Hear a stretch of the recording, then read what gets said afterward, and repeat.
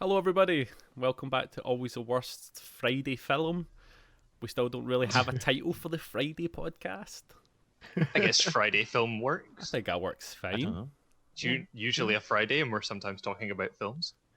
Sometimes, time. every time, all the time. Just 60% of the time.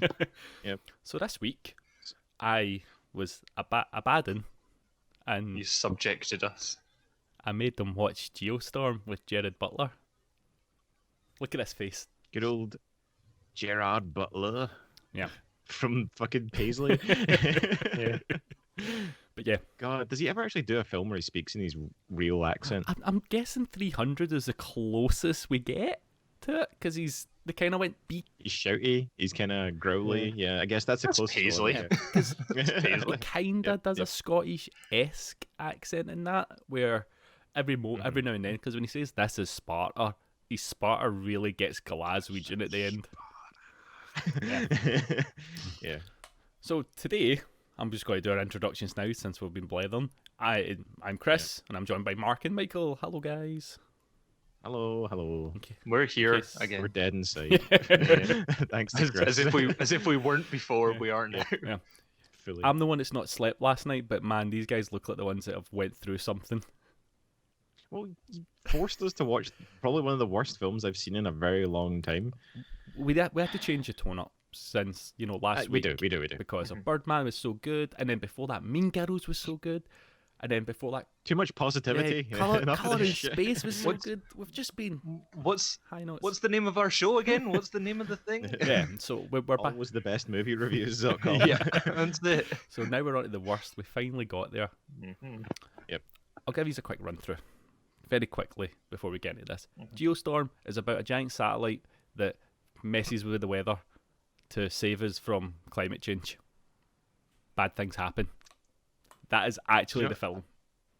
Do you know what I really like is that the beginning of this film actually tells you like this entire story of like how the world is going to end and we're going to build these satellites and everything's going to be fine and the world is saved. And I'm like, wait, was that the film? Yeah. Like, That's like, it. That's over. There was a smaller film before the Yeah. film, and that sounded much more interesting than the film we actually get. Yeah, imagine that film of like pre-storm, Geostorm. Yeah, like fixing Yeah. climate change in like in a kind of sci-fi setting. It could be interesting. It could be quite like political. Al Gore was there. Yeah, that's why I just imagine him walking in and being like, "Pure soul, let me tell you." What I hated about that beginning part is the wee girl doing the voiceover as if she plays any role in this film. And it's like, and 10 years later, I was born. Yeah. Like, what? So the way this kind of goes, because I'm just going to very quickly run through the plot of this because it's so simple. What happens is, It's complicated as Oh, fuck, yeah. man. There's like, twists abound. so what happens is, Big Gerald plays a guy. I didn't even look up the names of the characters in it because you don't need to know. Who gives a fuck? Generic engineer number one who built the satellite, and Right. Yeah, but managed to build a space station that interlinks with multiple other satellites and creates some sort of net around the entirety of the Earth. and they do it in like 10 years. That is one hell of an achievement. A giant space net. Yes. In the year 2019, in the far-flung future of Earth. Yeah, we can't get outside without wearing masks. Yeah, and they've solved all kind of climate change. I think that was the biggest thing that threw me because this movie was released in what 2017, Something like that, yeah. I Yeah. think so. 2017 or late 2017, and like it talks about 2019 as if we're going to be like we somehow break technology within the next like 2 years. Yeah. Like what the fuck? That's sci-fi and a half right Yeah. there. Yeah. Like Bill Gates just comes out of like his fucking mansion, boots the door down, is like, I've got it. Got it. Like, turns out we won't actually throw the Earth's polarity off course if we built an entire electromagnetic structure around the outside of it. Yeah. We're fine. All good. So, bad It's- things happen in this space station. And they start going, this doesn't look like an accident. There's some secret government conspiracy going on. And then you meet the baldy guy very early on and you go, that's the bad guy. The only baldy guy in the film, you're Yeah. just like, yep, you're the baddie. And then it turns out he is the baddie. Yep. Right. So I mean, It's- like, I think we should give it a bit more credit than just it's that basic, because it does spend at least about an hour or something of the film with the main protagonist not knowing Yeah. that there's a bad guy, even though, like, kind of like an episode of Columbo, we the audience have been sitting for like 50 minutes going, it's this guy. Yeah. It's like it's clearly a plot. Like, how do you not notice? it's like in any film that stars Ed Harris, he's the villain. Yes. It needs to be. So as soon as he appears on screen, you're just like, well, it's him then. Who done it? This guy. Yeah. Ed Harris. It was actually Ed Harris. I think the mystery is more finding out how he done it. It's like unveiling the magician's secrets is what we get in this film. And even that is so dull the way they do it. It's like, so what he did was hired a wee Irish guy to put in a virus. Wait, no. Like, you're skipping out on so much here, Chris. Like, there's so much we can go back and like talk about, and you're just getting straight to the fucking like nitty gritty of this. Like, there's depth to the story. How did you miss all of this? I am so interested in what you pull out of this film. No, like, I actually like. I feel like the movie itself does deserve some credit for managing to take every single fucking trope that is possible in any film and smashing them together.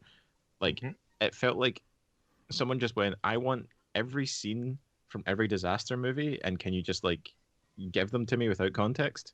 And that's what this movie is, and it's beautiful to watch in that regard. It's like at the beginning, disaster porn. It's like there's something brown about watching things just kind of slowly crumble, and let's see the wave that goes through Dubai. It's actually done so well. I'm like, man, your CGI budget was alright. Yeah, I like that. I think you may have been watching a different film from me then on that regard. But I don't know. Like, as soon as this film started, all I could hear in my head was Aerosmith. Like, I want to close my eyes. I was like, when are they going to get a meteorite, and when Steve Buscemi going to show up? It just made me think of the 2012. The Day After Tomorrow. 2012 for me, for one, of him the guy in Hong Kong driving his car, and the world kind of collapses behind him. Like, Collapsing around I'm like, him. I've It's seen just that this. scene exactly verbatim. It's like, I've seen this before. Except for he doesn't have the moment where there's a car up his backside and then a building falls on it. Like, ha ha, you're no overtaking me. That was hilarious. brilliant. Yeah, it's just Unintentionally hilarious. it's like tailgating. Well, the fucking earth will sort you out, mate. Yeah. So, at that moment, this is one of the big things: is he clicks on very quickly that this is one of Who does? the guy in Hong Kong, The guy Right. in Hong ca- Kong. That's his, yeah. name. That's his character's name. the scientist from Hong Kong. Yep. So he Yep. figures out that this is one of the scenarios that they run in case of anything going wrong. They can go, well, this is how many chances this could happen to set off a geostorm, which I don't know if that's a real thing or not. So I'll do this in Title cases. drop. And I don't think it's a thing. I don't think No. that's a real do you know thing. what the best part of his whole arc was when he was like, I'm going to need to come and talk to you. Who was Jared Butler's brother is the one he needs to talk to. Again, I have no caring of any of these. Mullet Man. Mullet, yes. Mullet man. Right, because what I love about Mullet Man is that like his haircut makes no sense in 2017, and it kind of looks like not like necessarily a mullet, but more like someone who hasn't been to the hairdressers in about 6 months, and you're like, why is your hair like this? I think what he's done is he's gone and watched like an Oasis music video and went to the barber and says, "Can you do that, but for $5?" Oh, do you know what it'll be? It'll be character building, because remember that drop-off line where Jared Butler says, "Oh, me and my brother were born in the UK." Oh yeah. Like, so he's getting his roots back. Like, literally, The thing with his brother that really got to me was the fact that his acting style was, I'm going to look like I'm going to start crying in every conversation. Like, he's like, I love you, my beautiful wife, and he's just like, I was like, okay, cool, that's the thing, that's happening. You know, it's like I could not pinpoint anyone's like relationships or care about anything and how people were even doing in this entire film. Like, they introduced character after character after character, and all of them serve no purpose. Yeah. It's like when the guys turn up at Hong Kong to raid that guy's desk, and it pans up to the guy, and it's like, oh, look at this evil man, and you're like, who the fuck is that? Yeah, like what, I don't should care. know him? Like, Yeah. can we go? Again, he ties into Cheng Long's death. not out on IMDb Aye, 'cause- now because he pushes him in front of a He car. pushes him in front of it. It's not like he goes up and like stabs him or he goes and shoots him. No, he fucking pushes him and then Cheng gets fucking pwned by a sedan. Yeah, like Just in front of it's just everybody. stuff like that. I know, like no one seems to even care. There's a fucking Secret Service agent watching the whole thing go down, and she's just like, "Wait, what?" She's as startled by the fucking assassination as everyone else. He's like, And then "Oh." she chases after the fucking car like the T-1000. No. So it's gonna fucking work. And then she only Yeah, waits. Brie Larson tried to fly after her. It's like when she waits till the car's too far away, then decides to pull her gun out. Like, Yeah. No, like, see, because of all these situations like that in the film, I honestly thought she was the baddie. yeah, Like, for most of it, I was like, she's going to be, like, working for the president or something, and they're going to be, like, bad guys together. Because she was pretty fucking shit at her job. yeah. Oh, she was really bad until she had her kind of moment at the end. Her moment where she just suddenly busts out action Yeah. hero, Yeah. but... I don't know. Like, so... Should we get back to Robert Sheenan? Like, Yes. Sorry, who? you remember like Robert Sheenan? He was in Yeah. like Yeah, Misfits, yeah. and The, he was in the Irish like. guy. Oh, Yeah, right. So this Um, Irish guy, who's obviously Mhm. clearly not British enough for the fucking film director, was like, put on a British accent, come on, and he doesn't even attempt to hold this together. He's just be like, all right, love, it's the bloody you're from London, ain't I? Yeah. And it just, everything was always like, oh, look, they sent a yank up. Look, I am with the Royals. You're like, mate, like, who are you angling this at? You're on an international space station. No one cares. Yep. And he's angling it at Jared Butler, who is a Scotsman pretending to be an American, from an Irishman pretending to be an Englishman. Oh, it's And nuts. I think that scene would have been made like better tenfold if Gerard Butler through the film was actually Scottish and Yes. didn't speak when he entered the room, and they're like, "Oh, they've sent us a fucking yank," and he's got the fucking flag, Stars and stripes, yeah. and then Gerard Butler just goes up and fucking dicks him and just like, right. Right, you could. Do you know, I have the trailer lined up, and I think people need to see this as much as we had to watch it. I know it's out of left We're field. not- Yeah, halfway Never- through the fucking film, let's bring the trailer into this Yeah. discussion. never has why been a more valid point. Because everybody else has to feel the punishment you did. No. Actually, I want to see how they spin. The Senate committee will now hear from Jacob Lawson, Climate ISS Chief Coordinator. Hey, Chris, May I'm the still on your record screen. reflect that he was here just an hour late. Good Yeah, old sorry Skype. about that. I literally had to fly Yeah, in yeah, from outer yeah, yeah. space. Thanks to the system of satellites, natural disasters have become a thing of the past. We can control our weather. Mr. President, one of our thermospheric satellites malfunctioned over Afghanistan. So your proposal is what? We shut down all satellites. I don't need to remind all of you how many people died from catastrophic climate conditions. Make sure there's no further incidents. Are you going back up to space? I'm coming back. What does that girl means nothing? Have a safe trip, sir. Just don't touch anything. Main engine start. This is Mr. Jake Lawson. The Jake Lawson? You look much older than I would have thought. I mean, you look good. Am I getting fired? My access has been blocked. So satellite has a bad comm, that happens. Not a satellite. All of them. This wasn't a malfunction. It was intentional. There's potential for catastrophic weather events on a global scale. A geostorm. We have to shut the system down. The only one who has the kill codes is the president. I need your help. You're soliciting a Secret Service agent. Seriously? We're kidnapping the president in a self-driving cab. Jake, if you can't stop it, no one can. 3, 2, 1. Come on, baby.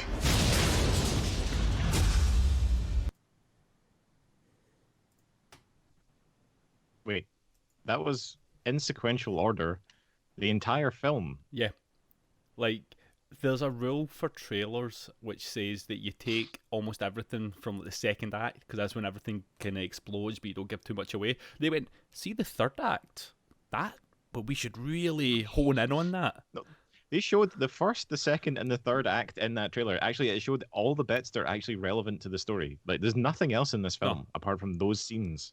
Holy crap. Because the rest of it is actually padded out with the most bizarre, like, I don't know, like, cutaway scenes that focus on random humans on Earth getting attacked by storms. Like, there's even a scene where, like, I got so confused as to what was going on because, like, everyone's on the space station and they're talking about doing this thing. They're trying to execute, like, some plan.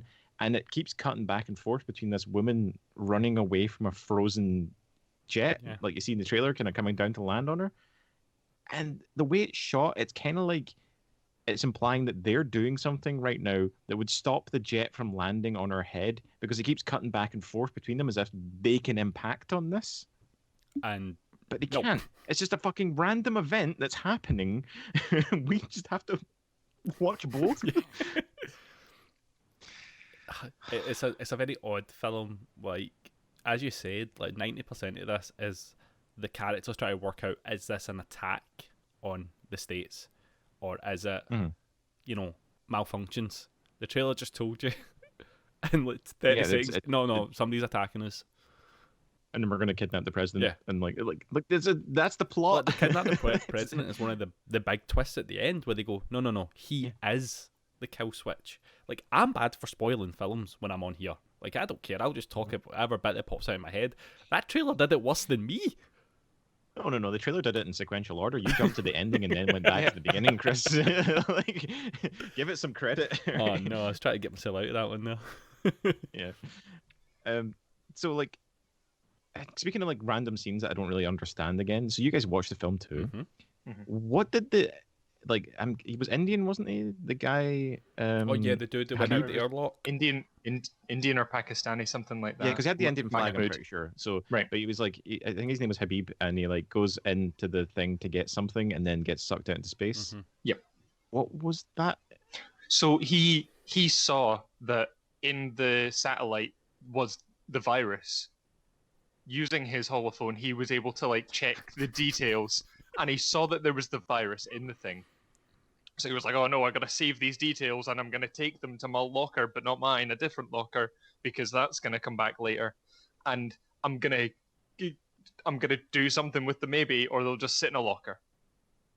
And then I'm gonna wander and then he dies. Right? Yeah, because that's the thing that confused me. Because like that event that happened is in like the first 5 minutes of the film, pretty much, and then when they actually get to talking about it again at some other point, it's like it's maybe like 20 minutes left or something. Yeah, like 50 minutes later in the film, and I'm like, yeah, I kind of almost forgot why his character was even doing anything at this point. Like, I genuinely thought he planted the virus into the thing, and it was like his job to do that. And then they were killing him off so they couldn't, because he looked so fucking suspicious and sweaty the whole time, and he was just like, "Oh God, nobody better find me doing this thing." Like, but now I get it again, because like he's sweaty because he's been called over by the guy who did implant the virus, but you wouldn't remember that because it was 50 minutes ago.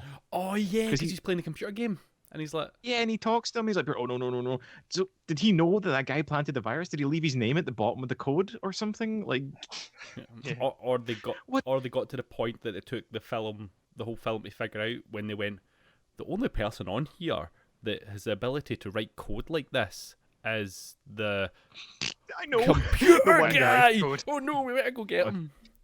My favorite thing is like people in this movie, they're hacking away and they're just like, hacking confirmed. We bypassed the mainframe, got into the subsystem, and now we're gonna hack the thing using a geo node from like what? Yeah, this movie actually does a zoom enhance. Yeah, without actually even like batting an eyelid. Yeah, enhance. Like, no. So one of my favorite points was actually very, very early on in the film, pretty much in like the first couple minutes when he goes to court, and he turns up at the door. Now this man has just arrived from space, and and is Space just travel only takes 20 seconds, by the way, nowadays. Just in case Yeah. anyone was wondering. In the year 2019, we've mastered instantaneous space travel. Continue. he goes up to the door and he's already running late, but he is in no rush, obviously, because he doesn't care, because he doesn't afraid of anything. Mm-hmm. And he turns up and the guy's like, "Oh, you're if you need anything, just ask me." And he's like, "Can I have your tie?" I would immediately be like, "Fuck no!" If I give up this tie, I get fired probably. Yeah. You're Like, just I have a turning up dress to court, code. and you don't have a tie. Nothing's gonna get done if you don't have a tie. Mate, Slater's is down the Screw road. you. Exactly.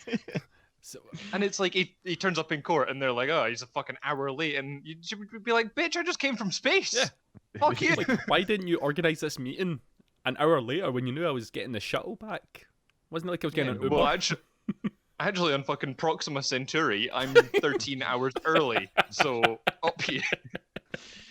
Oh, it really just nothing in this film is even attempted to be explained away. It's all just like, look over here, kind of like sci-fi elements where it's just like, don't ask what's behind the curtain because it doesn't matter. But Also, his brother is a fucking terrible brother, by the way.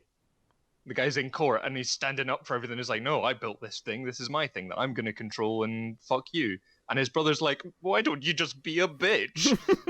it's because his brother wants to keep his job. Yeah, but fucking fuck them. But that's the thing. Yeah, I know. He's a prick. This film has so much like forced conflict because they realised they wrote a film with no conflict in it. Like the brothers' conflict doesn't amount to anything and doesn't go anywhere. They have no. See, for the amount of time that they're both on screen and even on screen together, they do not grow as characters whatsoever. The person he is outside of the "I'm gonna sacrifice myself for the greater good," he's the same person as he was when he started the film, Big Gerard, as he is at the end. And his brother is basically the same person at the start of the film, at the end. They just come up with a code. And that's it. Yeah.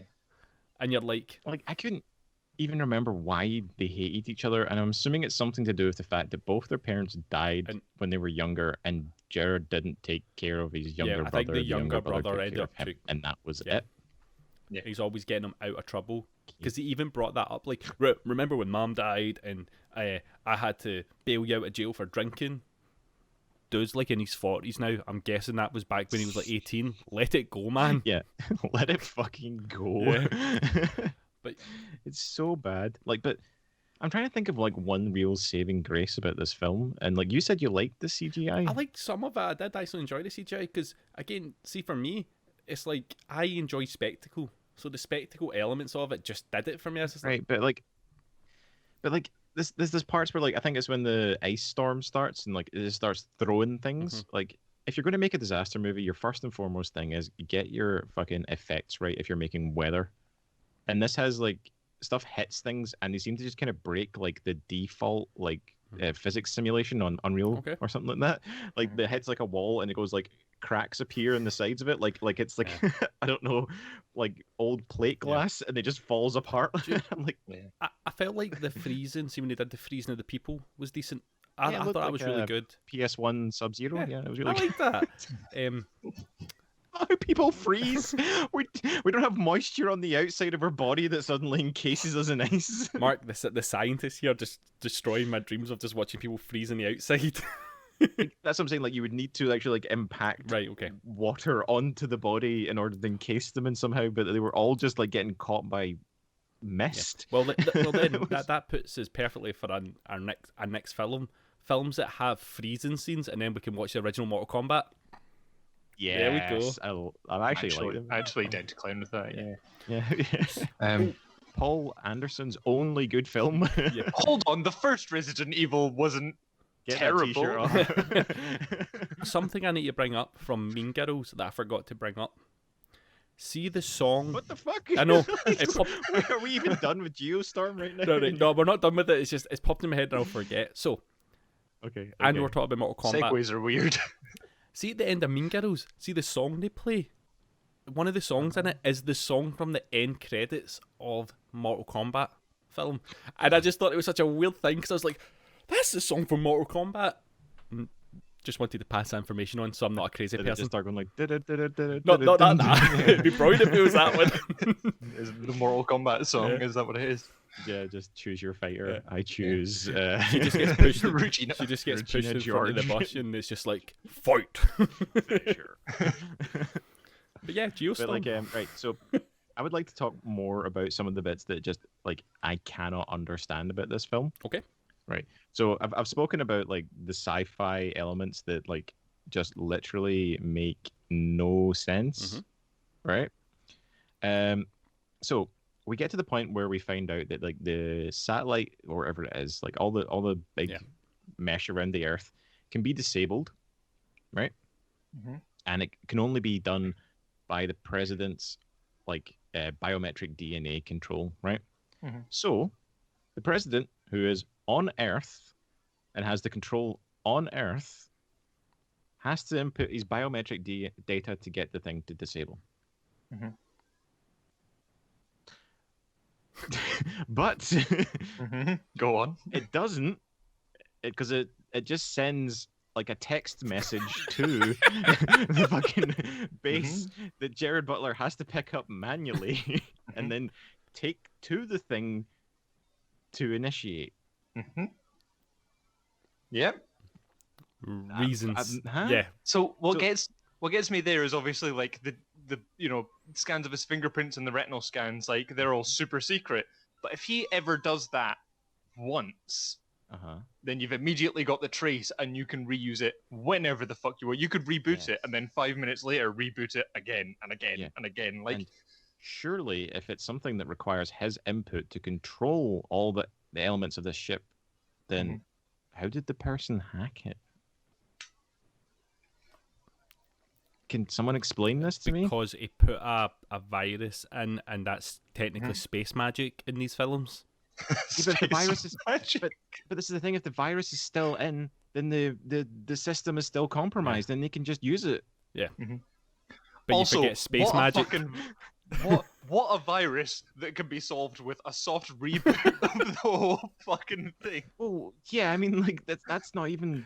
I love it when they Makes say no stuff like that. fucking When they go, sense. right, the best way to get rid of the virus, we need to kill the virus. And it's like that's that's not how computer viruses work, right? Like if I got a virus in my computer and I went, I'm just going to restart my computer, we'll be good. Okay, That gets rid of it. No, but the other thing I'm confused about is they're still sending it to him, even though there's 30 seconds for the spaceship to explode. Surely, if it explodes, The virus is gone. the virus is gone, and so is the ability to use the Geostorm machine thing. Dutch boy, is that what it's called? Dutch. So they call it Dutch Boy. When he gets on it, he's like, "Oh, it's been a while, girl." Hey, like I get don't if you want to assume like it can be a Dutch boy girl. Who wants to be... yeah. But also, if you want to go with like having Dutch in the name, just call it Duchess. Solved. Like, they had like a thing. It had a story behind it that no one's ever heard of, and it just makes it Oh sound yeah, really the awkward when they're talking putting about it. the finger in the dike thing. Sorry. Chris, That's the thing. That's the story, the wee boy. I know. A dike is a fucking body. It's a dam in their words. Yeah. Oh, they should have Right. put the. Yeah, never mind. But this is the Right. thing. See, with a lot of that kind of stuff with the president, they got all these other nations to sign on to it to build this. It was an international project that happens just to be the superpowers between China and America. They have the authority over it. International project would never go, do you know who's got ultimate control? Your leader. It would definitely be like a Senate type scenario where it would be the UN control it, considering the UN do all the legwork for it on the ground, but then they go, see the USA, we'll get them to run it. That just makes all the sense. I think that's what Gerard Butler was going for at the start. He wanted to give power over to like the UN or something so that they could control Dutch Boy. But like, I feel like it was maybe just an emergency powers sort of situation, like kind of like how the Empire gets formed in Star Wars. So there's another sort of space logic thing I'd like to bring up is so the whole sort of self-destruct sequence, and he's like, why did you build self-destruct in case it falls to Earth? Do you know how space works? You're in a massive fucking thing that's out of the atmosphere that has no gravity. Why is it going to fall to Earth, Gerard? Why is it going to fall to Earth? I mean, if it gets into a gravitational pull, highly likely most of it will burn up. And if it does, I mean, like, because you'd be shown that like the actual thing itself like decompartmentalizes and it goes into different parts. So it wouldn't be one impact crater. the whole thing would just dissolve, then shred out. Yeah. And you could probably do something about that using Earth's defenses anyway. So But then there's also a giant net for it to fall into, so that's fine. that's really just don't hit the satellites. Whatever you do. Yeah. Careful. God. But Heaven if you really forbid. want to, jump in one and ride it around like a fucking escape pod. Yes, like, oh my god, how's that even a thing? Oh. Right. That's another one of those space science things where I was like, okay, you're getting into this satellite. Please don't go to Earth, because if you're heading towards Earth, you will burn up inside the atmosphere. You are dead. But no. Like, space plane comes along and picks them up, because the space planes, and there was not enough room for everyone on the space plane. No. So he had to stay behind to initiate the codes, and she's like, I live here. Because the Wi-Fi wasn't stretching far enough. Yeah. God, do they use my Wi-Fi? Are they with Talk? See, if they just got to the beginning and restarted the router, like this would all be Yep. over. That's it. Close all the other tabs. Turn your phone off of the Wi-Fi. Yep. Make sure your wife is in the other room. Fiance. Make sure your wife is in the other room. Oh no. Where's the fiance hiding though? I bet they didn't Right. have ad blocker on, and they clicked on a suspicious ad. That was it. Yes. Well, Fucking Irish dude was watching fucking Pornhub or something. he wasn't Irish. He was clearly English. Oh, sorry. Shit. Apples and pears, governor. But all space science I like was the fact that there's a news crew. They're just filming the station exploding in space. Yeah. And They're just out there. They're hanging about it's out like, there. It's like, oh look, there's that guy. Should we go save him? Nah, just film it and make sure his daughter's watching on Earth. Like, just get this part where he fucking dies on camera. Like, There was what? The film was just so riddled with how did people even get past the writing room? Do you know what this feels like? It feels like a film of high ups in a studio or whatever, or a production. Not even a production, like a studio. Of what's the demographic liking? Remember back, 10 years ago, they were really into disaster films. Maybe this is the time for it to roll round again. And we've got Gerard Butler who likes to, save the White House and stuff, so we can use him to save America again. Yeah. Like, what is this? Why is he like the poster boy for American No idea. patriotism? It's like he had Olympus has fallen, London has fallen, and then him fallen because he gets blamed in the last one. It's like, mate, I'd saved the president twice now in 2 separate countries from like mass terrorists. Why are you suddenly blaming me? Because he's Jack Bauer. Duh. Because he was framed. He's been framed. Yeah. He's set up, man.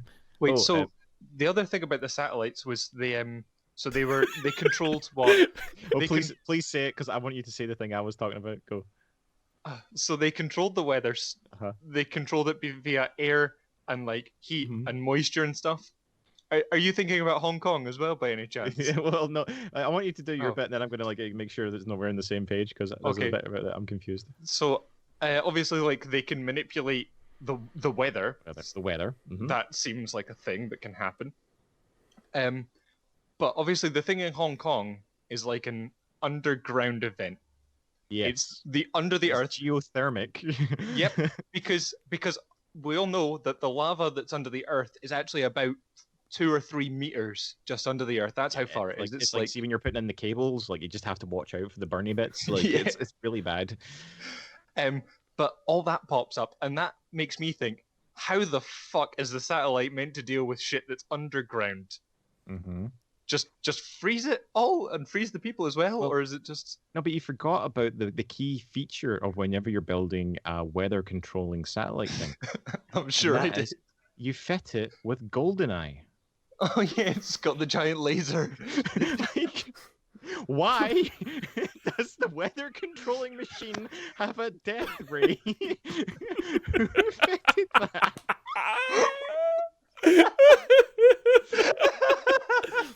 And they were wondering that it wasn't going to be a super villain's wet dream or anything. This is like something that fucking it's something that Dr. Evil would build from Austin Powers. What I'm surprised is why it took him 10 years to somebody not to do this already. Like, why was it not like day 2, somebody's took over the satellites and burning the earth again? Like, that should be like a common event with this stupid thing. Does anyone else remember an old Flash game called People Are Ants? No. Where there was just so you were basically a giant in the sky that had a magnifying glass. That's what it is. That's what it's like. Like they must have you can't be fitting that shit and going why are we fitting sun destroying death rays? Are we the bad guys? It's like that Michelin web looks. It's like we've got with skulls on our uniforms. Why do we always goose step when we no. walk? It's really odd. I feel like we might be the baddies. This might be the new Starship Troopers. We just didn't notice. It's actually it's a pastiche on fascism in the US. Wow. Turns out it's the most clever film of our time, and we just didn't even know it. But let's not forget the key scene in the entire film, where random kid is reunited with his dog. Oh yeah, well that was the pivotal point, right? That's the biggest scene at the end of the film. As some boy who I can't even remember, or even if he was in the film at any point, starts looking around and his dog's there, and he's like, "Yeah, I found my dog." I'm like, "Who the fuck is this?" So there was the whole when the fucking storms are going on, and he's his dog runs away because it's afraid of the storm, obviously, because it's yeah. In the last, I should have remembered this bit. I don't remember anything about this dog. But so when the storms are beginning and it's starting to get to Geostorm level, there's a fucking massive twister, and the dog's like, "Well, fuck this," as you would. Yeah. His dog, he's like, "Oh no, where's my dog gone?" I would immediately, if I loved my dog, I would be like, dog. "My dog is miles from here by now." He's off to see the wizard. Yeah. No, he is no longer the Wicked Witch of the East. He is under a house in Munchkinland. Oh, poor Toto. Never seen him again. But that's what I hated about this film is it feels like nothing mattered. 77 films just edited together into make one thing, and it's not even cohesive. No. So the biggest drawback for me for this film was this idea of they never took characters and took them anywhere. Villains were just there for the sake of needing a villain, and conflicts never mattered. So see, when you find out about the guy being the villain, see by the time you find out he's the villain, properly with everything that happens in Florida, 5 to 6 minutes later, it's done. It's like he's arrested, and I'm like, we didn't even get a chance to kind of hate him. Oh, I forgot about my favorite part in Florida. When the lightning just randomly seems to be attacking the ground around the car. You can control weather. You can't make lightning strike the fucking concrete. Why is it not going to the mill? Why does it blow up a fucking building? Yes! Oh my god, the convention center blows up! Was there gasoline in every fucking floor? So you know how on normal buildings there's a water tank at the top of the building. They instead had a petroleum tank. Of course. As you would. So, does anybody have any final thoughts on this? I want to know who Ed Harris was planning on being the president of after this massive continental storm this massive Earth-scale storm had subsided. Who he was going to, be ruler of? The good parts. Oh, the 6 people that were left. No, because that's what they literally says. The it's boy says the good parts will still be there. What does that mean? Yeah. What are the good parts? The good they parts, get rid of Florida? Is still there. Florida, Disneyland, and Vegas maybe. Aye. Don't include Florida. No, that's it. They'll try to take Florida out. No, that's America's Wang. It's America's Blackpool. Oh God, it is. No. So, did anybody else watch anything else interesting this week that wasn't on the agenda? Did anybody watch anything worth chatting about? I've been getting back into Archer. Oh, very cool. Oh, okay. I've not actually watched that since really early days. I kind of got annoyed at their lack of progression, really. Yeah. But it does. I don't know. It does jump ahead in a couple of seasons where they kind of have totally different plot lines and things. Oh yeah, season 6, they're dealing drugs. Yeah. It becomes Magnum PI without the PI. Oh yeah. It's Archer Vice they call it. Yeah. And then season 7, they're a private investigating company now. Oh, cool. Oh, that was when it's kind of all noir and stuff, wasn't it? Yeah. Yeah, and so now I was off it for like a year. I was watching other shit. I've gone back to that, and after I'm finished with this, I need to go and watch Arrested Development because, yeah. Well, I mean, I like Arrested Development. I think it's a great show. I think there is a re-edit of is it the third season? Is that the one that was kind of the movie? I think. I don't know. Right. Either way, like they had a thing where they basically were trying to make a film and they didn't really get the budget, but Netflix said they'd buy it off them as long as they could make it into a TV show. Right. So they took all of that footage and re-edited it to like 8 episodes. Wow. And none of it made any sense because they had to like stretch out storylines and use like footage they didn't really want. Yeah. But once they like much later on when Netflix eventually agreed to let them do a real TV series like on the channel, not a film that was re-edited, they also gave them the opportunity to go back and actually re-edit that series to try and make it make more sense. Right. So watch the redo, I think it's called, is what they called it. Okay, the redo. It's actually called that or something. That's like season 3 redo. Right. Is it like that on Netflix? Because I know it's on Netflix Yeah, now. that's right, the one. okay. But there's both are on Netflix. But if you look for the redo one, and it's very Arrested Development about it. It speaks about itself and how they and all the kind of stupidity they got up to and how they managed to fuck up an entire season. Jesus.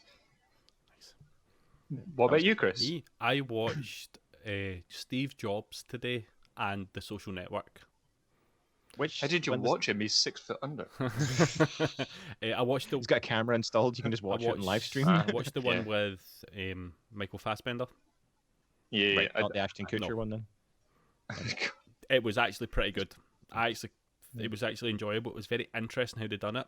So with Michael Fassbender's version, you only ever see him in convention centres doing releases of his products, and all the drama happens backstage of them. So it starts with the introduction of the Macintosh, and the flop of that, and you get introduced to his daughter, and the drama of like he's saying that I'm not your dad, stop trying to say I'm your dad, and all this stuff. And then it goes into when he gets kicked out of the company and has his other product launch of the black box thing that is rubbish, but it was a business strategy to get Apple to take him back because they were saying that the OS in this, Apple would want it, even though there was no OS in it. They were actually just doing a fake show to get Apple to hire him back to take over the CEO. I seem to remember the actual like story of his life was something along the lines that he left Apple, but then like they were bombing the company so fucking hard it actually annoyed him so much that he came back. Like he was like, "Why are you fucking putting my name to these things?" Basically, like, what happened was after the Mac didn't make money, like the original Macintosh, because they overpriced it and all this other things. The company, they had a falling out and they kind of got forced out the company, but he kind of put it on himself because they're like, no, what we're going to do is we're discontinuing the Macintosh and we'll give you a new team to do stuff. At least this is how this film tells it. And he's like, no, because it's Steve Jobs, he's that way. He's like, no. And then it's about the rest of his life of building up to the point of being the main man and that. And then I watched The Social Network, and I watched it after watching a video about David Fincher, about how he steals your eyes, and I can't stop watching the way he does camera movements now. And it's brilliant because basically, so you have a lot of the camera movements where he'll go, I'm going to move this way, so the camera will do this and come with me. He does it so perfectly that you don't even notice half the time. He moves everything in such a perfect timing that he's actually been criticised for it because he does it. Do you know what I think he would do amazingly? Like, and obviously it's a bit of a kind of cheesy thing to do, but he would do 3D film so fucking well. Because like, the biggest problem with most 3D movies is like things being out of focus that you're trying to actually look at, but the way that he always kind of like moves intently, like with everything going on, like you would be following it anyway. And he's also really good with like visual effects being subtly used. So I think he would do a really good 3D film. But yeah, I watched that and I just couldn't stop noticing the moments of someone standing up, sitting down, because that's another him thing to do. He always likes his characters kind of slightly moving so that he can do that with the camera. So it's really cool. That was an interesting, almost like a case study to watch on how to film and stuff. So yeah. I guess that kind of makes Andrew Garfield like perfect casting because Andrew Garfield never seems to be stopping. And also, you've got like He's- 8 foot to cover when you're moving with him. Yeah, It's like, oh, he's- go sit down again. His poor camera Jesus. guy's just been sick. Like, get that hair down. I think Social Network would actually be quite a good one for our deep dive thing, Yeah, Chris. I'm happy to do If that. you'd be into Yeah. that. Yeah, that'd be quite interesting because I've been looking for a kind of Fincher movie that would be. Mhm. I mean, Gone Girl is probably like the one that I'm thinking is like pretty fucking up there for me as like one of his I've best never ones. seen But Gone like, Girl. Oh, decisions. I don't know. Then they're all good. Yeah. I don't know if he's. I even like Alien 3. Like, I don't give a fuck what anyone says. It's a shame what happened with Alien 3 with him, with the way he got given Yes. the project. Basically, I thought everybody else washed their hands off it, having a chunk of it shot and everything, then it's just like, fix this. Yeah. You're like, I still don't think it's No. that bad. I think a lot of the stuff in it actually still quite No. works. I think he did a good job with what he had. Like, see, with Alien 3 for me, I think the concept of it was really interesting, of putting on this prison planet and things, and having everybody from the original outside of Ripley die, and kind of almost giving you a soft reset to the franchise of going, this is a chance for us to experiment. And I thought the and go back to horror. and I thought the Alien was really cool because it was based over like a dog and stuff. I was like, that's actually quite creepy Yeah. how that moves. So That was a really cool concept, having it like, determined by what it was hosted in. Like that could have really worked well. Obviously, they fucking went askew with that in Resurrection. Yeah. Because they had the newborn, which was an abomination.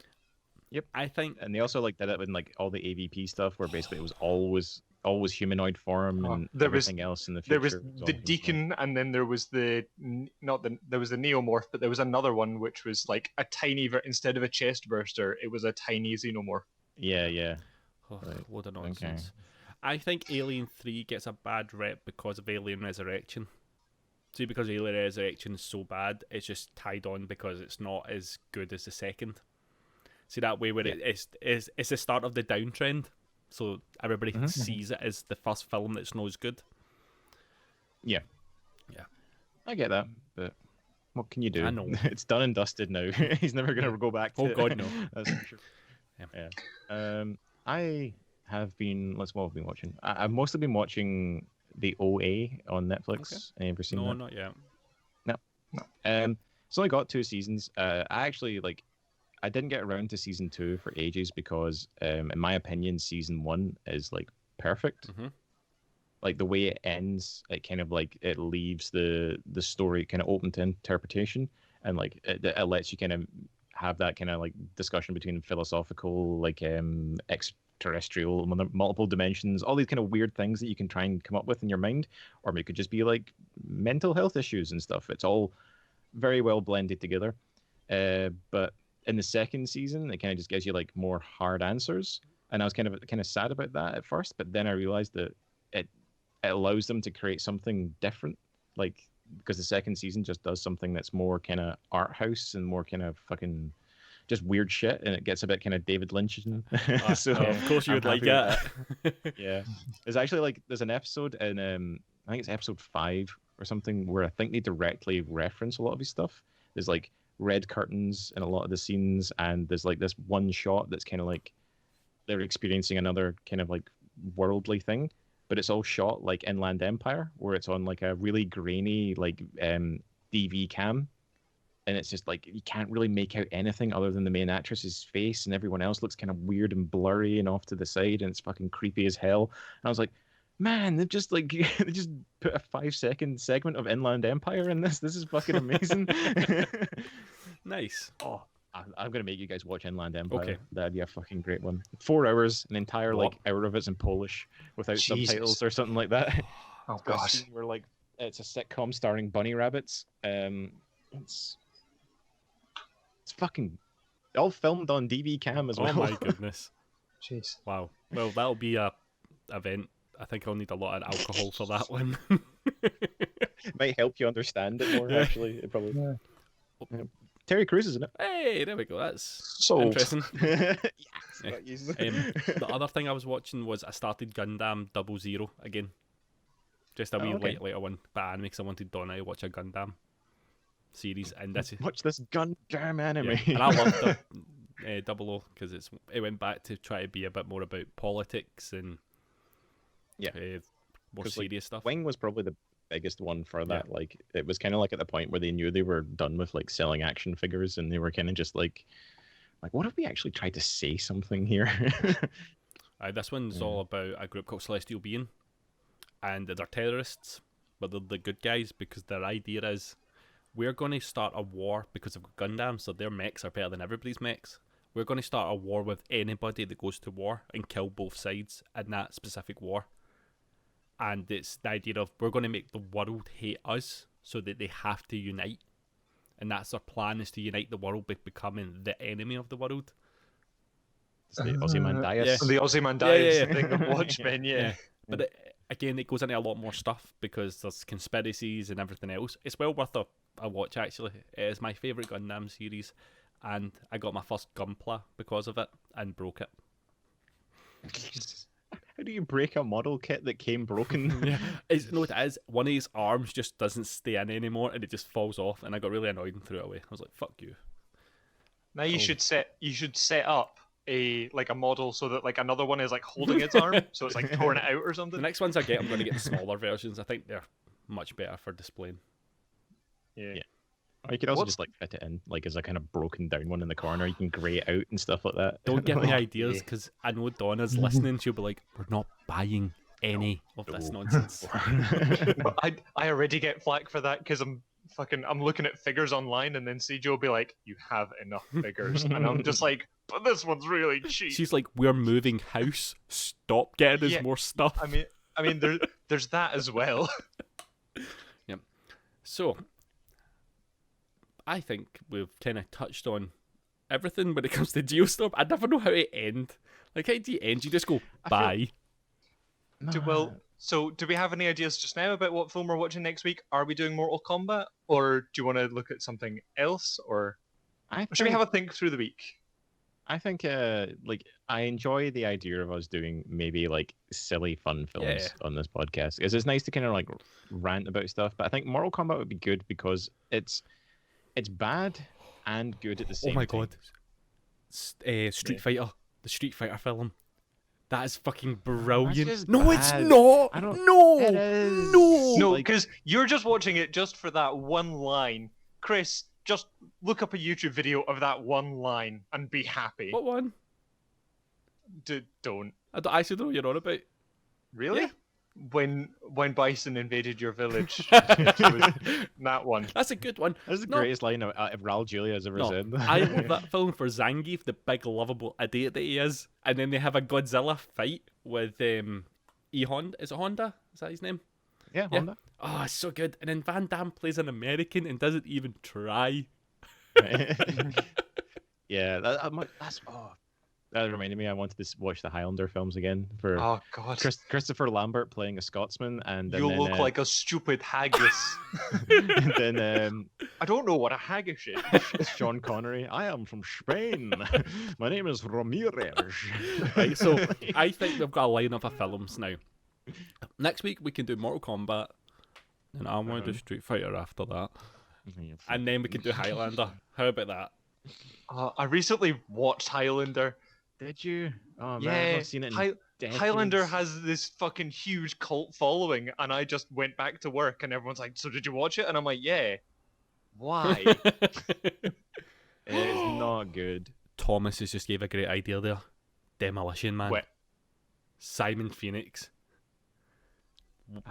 I would like to see Demolition Man, but I feel like Mortal Kombat's a good start one with to go Mortal for, Kombat. right? Yeah, we'll start with Mortal Kombat. Mortal Kombat next week, and then Demolition Man is probably one of the ones we could end up doing on a deep dive because I feel like it's actually got a lot of social commentary that's kind of overlooked. Oh, man.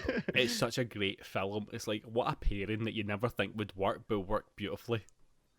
Yeah, Taco Bell and weddings. Yeah. And then the Jolly Green Giant being like your main music. Yep. It's when Simon Phoenix goes, "How much do you weigh?" Just they throw him through a bag of glass. Oh, so good. Okay, so next week we will be diving into. No, we won't. We'll be watching. Can't say diving on an episode that's not about diving. We'll be watching. Yeah. We'll be floating in the waters of Combat. trying not to drown. So we can change it to the Friday float. Yeah, there we go, the Friday Nice. float. And nobody will get it but us. Wait, I can hear lots of Yeah, static now. so- What did you do, Michael? He moved, I don't know. he moved Talk, talk. slightly. Talk. Okay, so Right. I've rehearsed this. It's always a pleasure, and we have been always the worst. Get it up, yees! Yes!